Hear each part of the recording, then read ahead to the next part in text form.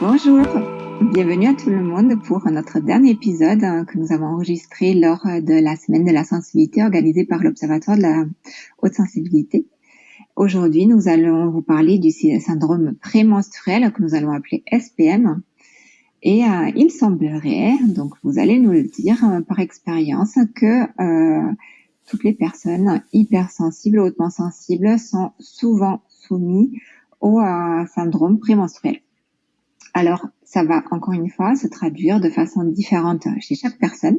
Souvent, donc, il va s'agir de la deuxième partie du cycle, après l'ovulation jusqu'aux règles, où on peut rencontrer divers symptômes qui peuvent aller de simples douleurs, de la tension dans la poitrine, jusqu'à des états en fait finalement d'état mental qui peuvent aller jusqu'à la dépression.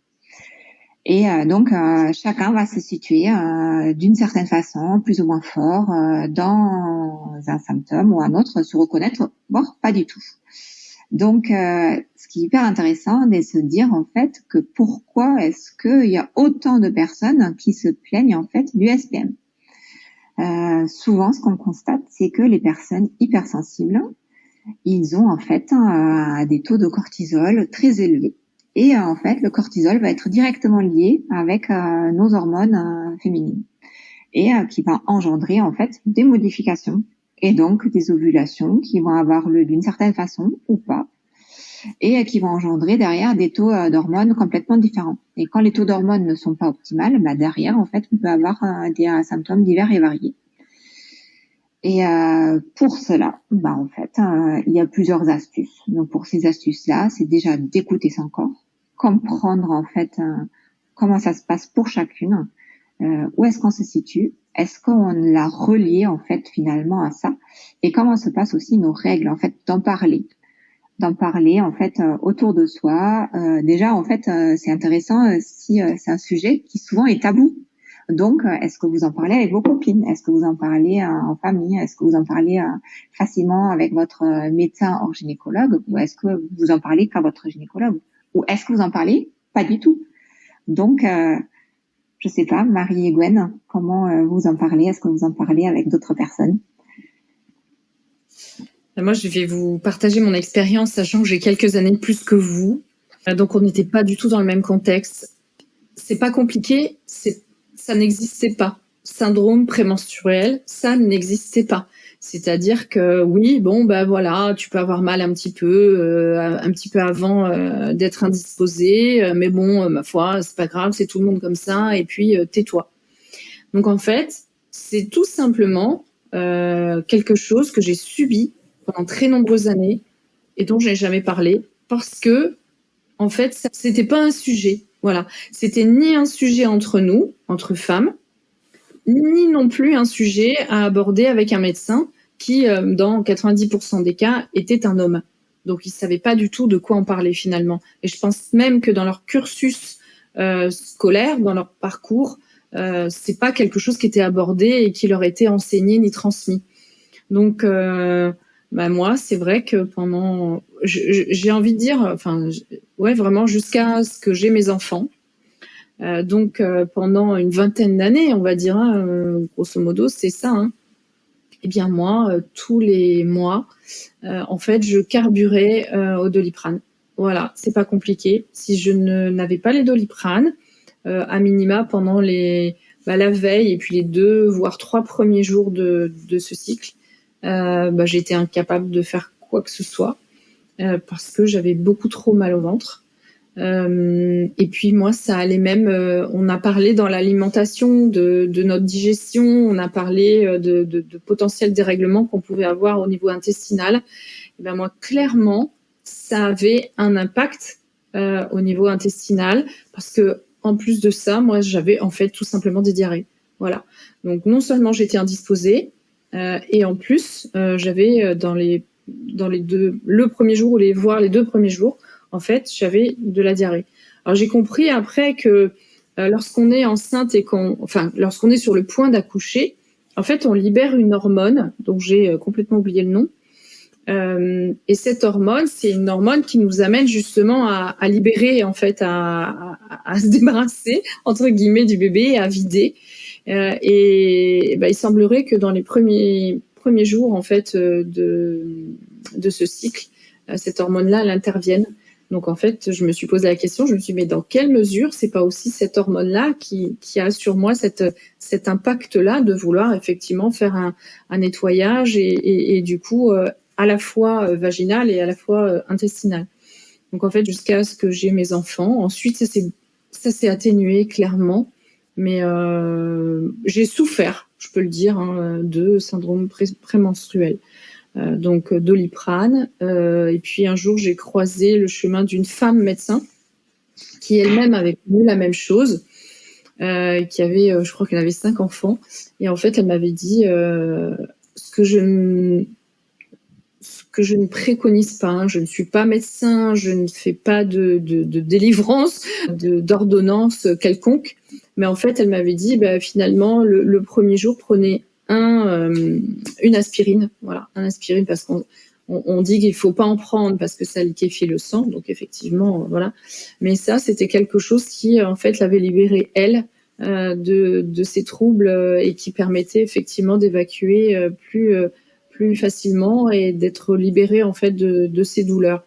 Donc, syndrome prémenstruel, moi, j'en ai pas forcément un bon souvenir, un bon vécu pendant toutes ces années, d'autant que c'était un contexte dans lequel le mot n'existait pas, ça n'existait pas, et c'est quelque chose qu'on n'abordait pas. Voilà. Et ce qui est rigolo, c'est que tu dis indisposé. Au final, est-ce qu'on est indisposé? Indisposé à quoi?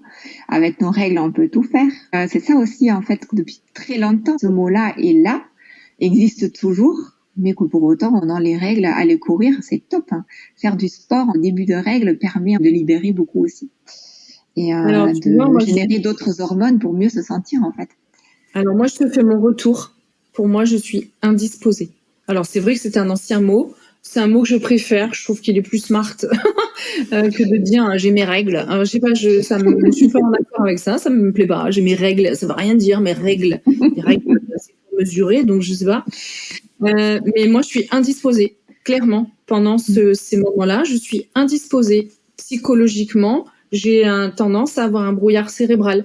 Je ne suis pas disposée, vraiment au sens, tu sais, être disposée à faire quelque chose, être disposée à, pas que à courir, mais aussi à prendre la parole, être disposée, c'est avoir toutes ses capacités et être en disposition, être disponible.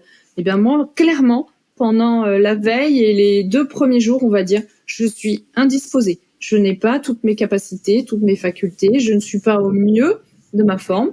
On a parlé d'énergie dans un épisode précédent. Je pense vraiment que c'est énergivore, ça a un impact sur l'énergie féminine. Du coup, peut-être que voilà, ça agit aussi sur le yin, le yang. Moi, je suis vraiment, je le dis, je suis indisposée. J'ai pas dit indisponible pour autant. Voilà. Mais je suis indisposée pour certaines choses. Effectivement, je serais pas en mesure d'assurer pleinement certaines activités, certaines choses à réaliser. Je suis pas au mieux de ma forme, vraiment. Et je pense que c'est justement un temps. On a parlé de biorhythme aussi. Voilà, ça fait partie de l'observation de nos biorhythmes féminins. Et pendant ce temps-là, on est peut-être un peu moins disponible. Peut-être on est moins disposé, pourquoi pas disponible, et que du coup pendant ce temps-là, c'est un temps de repos, c'est un temps de pause, c'est un temps, c'est pas rien quand même biologiquement ce qui se passe en nous. On se débarrasse de je sais même pas ce que ça représente en quantité, mais enfin c'est pas mal. Donc c'est énergivore, donc c'est un temps pour moi de repos et qui est nécessaire et qui doit être pour pouvoir ensuite effectivement remettre la machine en route et se régénérer. Donc oui, j'entends ce que tu dis et effectivement après nous les femmes on le vit différemment, mais moi je peux vraiment te dire que je suis indisposée pendant ces 3 jours là, c'est pas le top pour moi, même cérébralement c'est pas le top, je suis pas à fond. Et toi Marie? Alors moi j'ai des variations en fonction des cycles qui sont assez alors c'est pas du tout au tout, il y a des choses qui reviennent régulièrement. Le SPM je le vis plus ou moins bien en fonction des périodes. Alors j'ai jamais été jusqu'à être complètement clouée en deux, à ne pas pouvoir aller travailler ou voilà.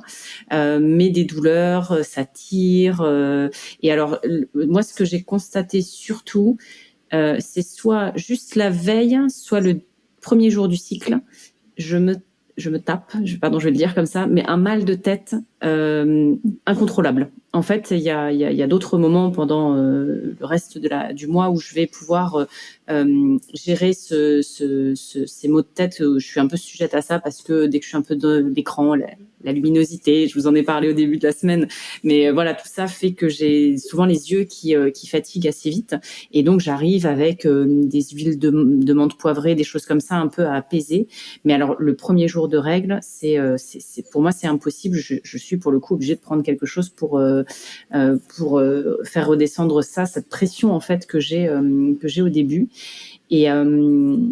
Et après, ouais, il y a la partie humeur où là où je rejoins énormément Gwenaëlle. C'est ça, c'est pareil. J'ai mis longtemps avant de m'en rendre compte parce que j'étais désagréable, mais vraiment, enfin, les 2-3 jours là avant le début de cycle, c'était ça, quoi, vraiment désagréable, mais même désagréable à m'énerver toute seule, parce que j'ai ça aussi. C'est le moindre truc, ça m'énervait. Je m'énerve toute seule. J'ai envie de tout envoyer balader. Tout est remis en question. Alors ça, c'est le gros problème de cette période-là, c'est que d'un seul coup, tu te dis qu'est-ce que je fais de ma vie, pourquoi ci, pourquoi ça, je pose des questions existentielles à n'en plus finir. Et puis en fait, j'ai même un presque soulagement quand les règles arrivent. Quand le SPM comme ça est un peu fort, j'ai presque un soulagement au début de cycle parce que je me dis ça y est, en fait, on est reparti sur autre chose. Le cycle redémarre typiquement. Donc il y a ce côté-là. Et depuis 6 mois à peu près, j'ai aussi constaté que je pouvais avoir des douleurs. Alors en fait, c'est l'un ou l'autre. C'est soit j'ai du SPM, soit je sais que si j'ai pas de SPM, je vais un peu douiller au moment de l'ovulation. C'est-à-dire que je vais avoir des douleurs vraiment, alors moins présentes et moins pour le coup sur le mental, mais des douleurs physiques au moment de l'ovulation. Voilà, j'ai consulté avec ma gynécologue, etc. On en a discuté. Il n'y a pas de trucs d'explications particulières, mais et du coup, il y a un peu ça rajoute un stress entre guillemets de se dire, oh là, ce mois-ci ça a été le SPM, qu'est-ce qui m'attend dans 10 jours, quoi. Vous voyez ce que je veux dire? Voilà. Et Gwenaëlle parlait de la partie début de cycle qui est un peu compliquée, où on a envie d'être refermé sur nous-mêmes. Moi, je vis ça aussi, où les 2 premiers jours, si je pouvais rester dans ma grotte, ça serait idéal, quoi. Donc avec le temps, moi j'essaye de mettre en place de l'organisation autour de ça, mais c'est pas toujours évident parce qu'on n'y pense pas en fait. C'est toujours au moment où on pète le feu là dans le cycle qu'on se dit ah non mais il faut qu'on prévoie ça, et ça tombe toujours bien sûr dans cette période-là que tu vas prévoir un truc important. Mais je sais pas, Vipke, si tu as entendu parler du parallèle entre les vraies saisons automne, hiver, printemps, été, et les saisons qu'on peut avoir dans le cycle. Parce que moi, j'entends beaucoup de femmes qui parlent du fait que le démarrage du cycle serait l'hiver, associé à l'hiver, et puis qu'après, on reprend les saisons, donc hiver, printemps, etc. Et donc, un peu aussi à l'image de ces saisons-là, où l'hiver, t'es plutôt à vouloir être en mode cocooning, tu vois, recentré sur toi, etc., plutôt tranquille, au chaud. Et puis, par contre, quand t'arrives le printemps, donc l'ovulation, t'es un peu, voilà, l'énergie revient, etc. Et puis après l'été et l'automne. Je sais pas si tu as entendu parler de ça aussi. En fait, ces saisons-là, finalement, ce sont les saisons de la médecine traditionnelle chinoise. Donc, effectivement, on peut appliquer ça en fait à plein de choses dans notre vie. Et tu peux à chaque fois en fait dire l'élaboration d'un projet, qu'on y va être à son point culminant, qu'après tu fais le bilan, etc. Donc, c'est effectivement applicable à plein de choses. Et ce sont nos hormones effectivement qui nous permettent en fait ils préparent tout finalement pour l'arrivée d'un enfant, pour qu'il y a ovulation, qu'il y a fécondation et que donc on va pouvoir porter à terme une grossesse. Et pour ça, ils nous mettent à chaque fois, pour chaque cycle, pour chaque partie du cycle, dans des états différents. Ce que je trouve hyper intéressant, ce que vous dites aussi, c'est qu'en fait, c'est pas toujours pareil d'un cycle à un autre. Donc, je pense que surtout pour nous en tant qu'hypersensibles, ce qui joue énormément dans la SPM aussi, ce sont les émotions, parce que effectivement, il y a une part d'alimentation. Qu'est-ce qu'on apporte à notre corps, mais ce n'est pas tout. Il y a aussi ce côté émotionnel qui est hyper fort aussi dans le SPM. Et donc ça, c'est quelque chose aussi très intéressant à observer. Et si vous souhaitez en fait faire appel à quelqu'un, c'est de noter tout ça aussi. Donc on a déjà parlé en amont, qu'on a parlé d'alimentation, d'avoir un journal alimentaire, qu'on a des inconforts digestifs. La même chose pour moi si vous voulez demander à quelqu'un de vous accompagner pour l'SPM. Donc hyper important de noter et noter l'état émotionnel. Et vous pouvez faire un journal jour par jour sur plusieurs cycles. Typiquement aussi. Sur l'alimentation, mais c'est exactement ça. Moi, je pourrais tenir un journal à l'année. Je sais qu'à J-2, je vais me ruer sur toute la nourriture possible. Oui. Et en fait, je m'en rends pas compte et je me dis, mais pourquoi j'ai faim comme ça? Qu'est-ce qui se passe? Pourquoi? Et en fait, mais oui, et ça ne loupe jamais. Enfin, 2-3 jours avant. Et après, bah voilà, t'es dans le truc et ça repart. Mais c'est exactement ça, quoi. Moi, c'est une semaine avant. Hein. Une semaine avant, je fais le constat. Une semaine avant, j'ai mon appétit qui est plus important. Et je me dis, bah ouais, mais je vais vivre quelque chose qui est énergivore. Donc, en fait, mon corps, il stocke pour pouvoir libérer suffisamment d'énergie pour évacuer tout ce qu'il y a à évacuer pendant cette période-là. Dans les syndromes aussi, les symptômes, la fatigue, on en a parlé, hein, mais la fatigue, moi, je suis fatiguée. Je suis vraiment fatiguée pendant cette période avant et début de cycle. J'ai une fatigue qui s'installe en fait, et je vais même vous dire physiquement, au-delà des maux de ventre, parce que oui, on a mal dans le bas du ventre, on a mal, voilà. Moi, j'ai mal dans la poitrine. Moi, ma poitrine est douloureuse, vraiment, comme si j'étais enceinte, hein, voilà. Et la veille, quand je me lève le matin, je sais que le lendemain, c'est le premier jour de mes règles. J'ai le visage bouffi, je suis bouffie, j'ai les yeux bouffis. Ouais. Donc, vous imaginez l'impact que ça peut avoir quand même. Donc, ça doit avoir un impact sur la lymphe, ça doit avoir Et franchement, c'est fatigant. Et c'est pareil, au début, j'ai l'impression d'être gonflée. Tout il y a justement des hormones, en fait, spécifiques par rapport à ça qui font qu'en fait, on retient de l'eau. Et d'ailleurs, ce qu'il faut savoir, si on veut faire des tests d'ajustement, d'alimentation ou d'accompagnement par quelqu'un, en fait, quand on veut faire ces tests-là, il faut le tester sur plusieurs mois parce que chaque mois, en fait, on va préparer l'ovulation du mois suivant. Donc, ce qu'on va mettre en place maintenant, on va savoir qu'un certain temps après. Donc, généralement, on dit qu'on en fait un ajustement de quelque chose. Ben, en fait, il faut attendre à peu près 3 mois pour voir les bénéfices. Donc, si on fait tout seul et qu'on se dit c'est quelque chose, ça marche pas, souvent c'est parce qu'en fait on n'essaye pas assez longtemps de faire une modification et souvent en fait on manque tout simplement de certains nutriments, de certains aliments qui sont nécessaires pour que ça fonctionne mieux et qu'il y a moins de symptômes. Et par contre, il y a toujours notre côté émotionnel là-dedans et ce côté émotionnel, ben ça peut faire chavirer en fait la production des hormones tout simplement.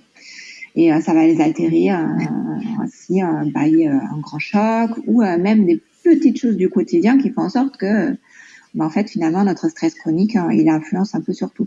Donc ce que je disais tout à l'heure, le côté multifactoriel, c'est ce qu'on vous a aussi dit tout au long de la semaine, en fait tout est lié et comme tout est lié il faut s'observer et que chacun encore une fois est unique. Ouais. Est-ce que tu as du SPM du coup toi Vibke, ou est-ce que tu as réussi à est-ce que tu ressens le SPM ou pas beaucoup? Moi c'est vraiment très cyclique et ça a beaucoup changé avec les grossesses également. Moi c'est beaucoup de migraines avant d'avoir des enfants qui reviennent maintenant où en fait je m'approche plutôt de la ménopause. Et par contre, moi, ce que j'ai vécu, et je ne le savais pas au début, j'avais de l'adénomiose. Donc l'adénomiose, c'est une forme d'endométriose, mais à l'intérieur de l'utérus. Et c'est quelque chose que j'ai découvert par hasard dans un examen et qui m'a provoqué des saignements très importants en fait tous les mois, dont une anémie très importante. Et en le sachant, déjà, ça me permettait de comprendre pourquoi. C'était vraiment très très fort et donc du coup on est intervenu dessus ce printemps et ça m'a vraiment soulagée et ça a tout changé. Pour autant, là, je vois les modifications des hormones avec la préménopause plus.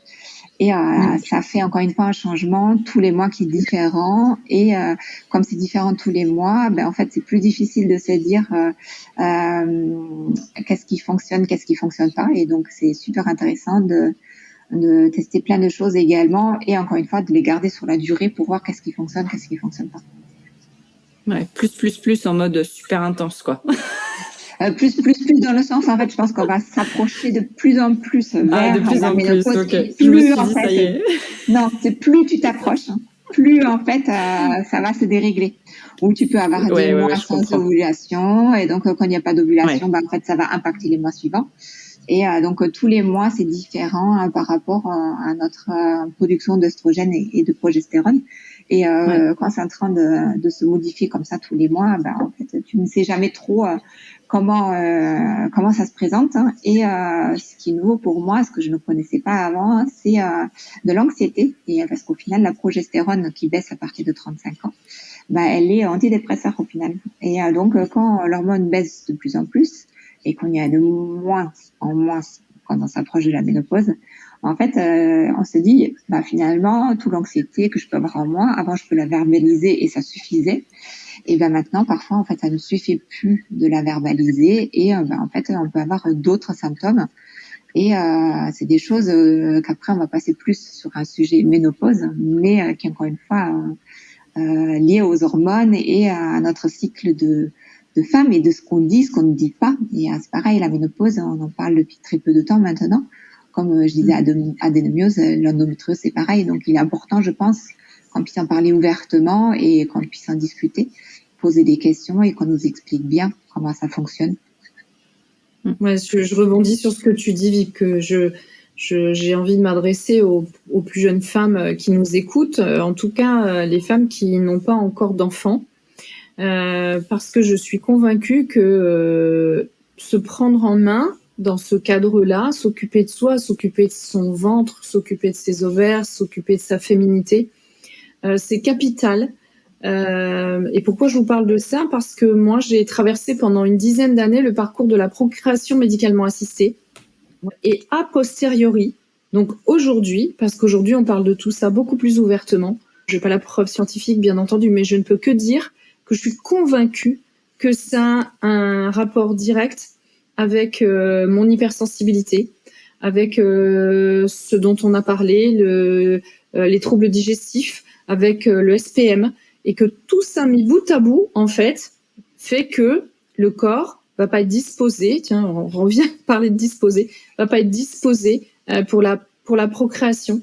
Le corps est pas prêt, les indicateurs sont pas bons, la muqueuse est pas au top, le système hormonal est pas équilibré, donc par voie de conséquence, c'est pas le moment de procréer biologiquement parlant. Voilà. Et vraiment, j'invite toutes les femmes à faire le nécessaire, à s'occuper d'elles, à prendre soin d'elles, à ne pas prendre ça à la légère en se disant je prends un Doliprane et puis c'est bon, parce qu'en fait ça peut avoir des conséquences, on le sait un peu mieux maintenant, y compris au moment où on se dit tiens, c'est le moment d'envisager d'avoir un enfant, de concevoir un enfant. La conception, elle se fait chez certaines personnes très très rapidement, hein, voilà. Mais pour les hypersensibles, ça peut prendre un certain temps. Et puis on peut ne pas comprendre pourquoi. Tout de suite, on est une femme, donc on va se dire que c'est psychologique, mais pas forcément. C'est pas forcément psychologique. Et je pense que cet état biologique participe directement à faire en sorte que tout soit présent pour concevoir correctement un enfant. Donc l'état émotionnel, bien sûr, on l'a dit dans les épisodes précédents, a un impact, mais du coup cet état émotionnel va troubler, va potentiellement agir sur nos hormones, nos émotions, notre biochimie, et faire en sorte que ça va pas fonctionner. Donc, j'invite vraiment toutes les femmes qui n'ont pas d'enfants, qui nous écoutent, à s'occuper d'elles. Apprendre comment ça fonctionne en détail pour pouvoir connaître leur corps et à être responsable finalement responsable d'avoir de connaissance comment ça fonctionne chaque mois en fait à l'intérieur dans leur corps. À prendre soin d'elles, prendre soin de soi, se chouchouter, prendre soin de soi. Vraiment, c'est ultra important, ne pas se négliger. Parce qu'on a aussi cette tendance-là à se négliger, à faire passer les autres avant soi. Mais comme on en a parlé, le masque à oxygène, c'est d'abord sur soi qu'on doit le mettre avant de pouvoir s'occuper des autres. Alors là, on va vous dire au revoir après toute cette semaine que nous avons passée ensemble. Donc n'hésitez pas de nous partager tout ce que vous avez envie de nous dire, soit en commentaire, soit en fait aussi un message privé si vous le souhaitez. Ça permet d'échanger, ça permet de partager aussi votre vécu avec d'autres personnes, partager vos astuces également. Et je souhaite que Marie et Gwen aussi vous disent au revoir avant de nous quitter après toute cette semaine passée ensemble. Donc Marie, est-ce que tu veux adresser un dernier mot également ? Eh bien oui, c'était un plaisir de partager cette semaine avec vous deux et puis avec toutes les personnes qui nous regarderont. Voilà, comme l'a dit Wiebke, n'hésitez pas à partager. N'oubliez pas de vous observer, vous regarder, voir comment vous fonctionnez, vous intéresser à tout ça. Là, on a donné des clés qui nous concernent nous. On a essayé de montrer la diversité aussi de l'angle par lequel on le prend chacune à notre tour. Mais chacun est unique et c'est l'individu qui compte. Donc voilà, n'hésitez pas à tester ce qui peut fonctionner pour vous et puis dites-nous ce qui marche ou pas pour vous. Ça nous intéressera. Moi, je voudrais juste commencer par vous remercier. Wiebke, Marie, merci beaucoup pour cette semaine de partage avec vous. Je pense qu'on a aussi montré que l'hypersensibilité, elle est plurielle et qu'on la vit toutes de façon différente. Que l'important, c'est de prendre soin de soi, de s'écouter. Je pense que le lien corps-esprit, on en a suffisamment parlé. Et puis de ne pas subir, parce que c'est aussi le message qu'on voulait vous faire passer, Wiebke, Marie et moi, c'est que l'hypersensibilité, soit, mais c'est pas parce qu'on est hypersensible qu'on est une petite chose toute fragile et toute faible. C'est faux.